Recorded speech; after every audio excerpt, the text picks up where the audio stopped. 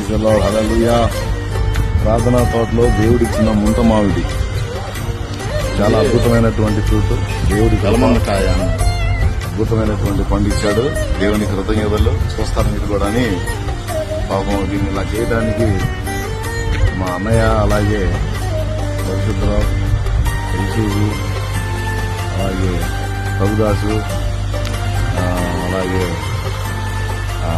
ఇంకెవరు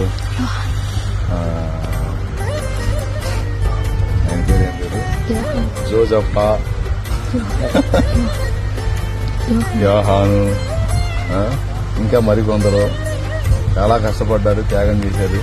అందరి కష్ట ఫలితం ఈ ముంతమావిడి వచ్చింది. ఈ చెట్టు నా తండ్రి స్థిరపరచును గాక.